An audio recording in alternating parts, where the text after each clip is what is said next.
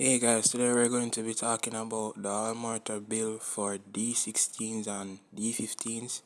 So these are some parts that you're going to need, whether it's OEM or aftermarket parts, but the parts that I mostly mention in this video are OEM parts you can get out of other d16s and d15 engines.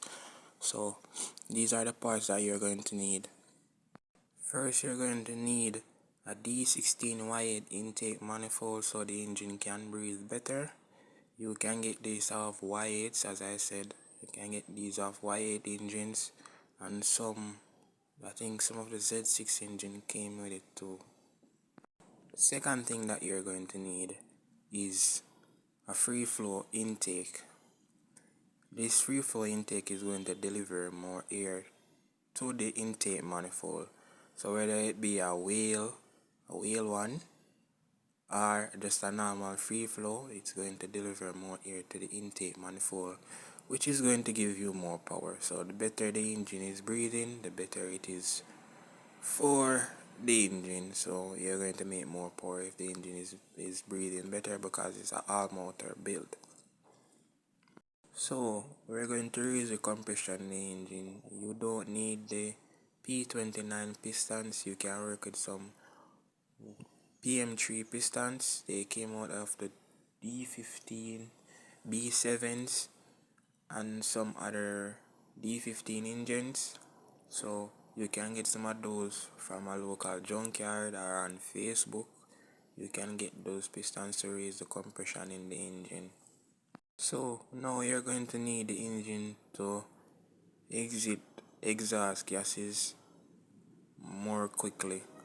So you're going to need a header, a free flow header, to make the exhaust gas exit quicker, because the quicker the air is coming in, the quicker you want the exhaust gases to exit the engine. So you're going to need a nice header for the engine. So now you're going to need higher fuel delivery to the injectors. You don't need to change the stock injectors, you just need a better fuel pump. And some of the cars you need a better fuel pump. In my Civic, when I was tuning it, I need a bigger fuel pump to get more fuel delivered to the engine. So sometimes you need a bigger fuel pump. When you are tuning, you will know, but it's best to change the fuel pump to a higher fuel pump. So you don't need to do anything crazy. Just get a higher fuel pump than the one that is in the car. So now you're going to need an adjustable fuel regulator to adjust the fuel to how you want it, to how the tuner is going to set it. Because once you have the high pressure fuel pump, and I suggest putting on the fuel pressure regulator first, then the fuel pump, so you can turn down the fuel pump pressure. So now you're going to need a chipped computer to tune the car. Some of the OBD2 cars, you can use a jumper cable, because it's a OBD1 ECU you're going to need to tune the car. So the ends are different from the OBD2 and the OBD1. So if you're going to run a chip computer, you're going to need a OBD1 ends, plug-on ends, or you can just use a jumper socket or cable, whatever they call them, so that you can run from OBD2 wire loom to OBD1 computer. After adding all those parts to get more power out of the car, you're going to need a clutch and a pressure plate.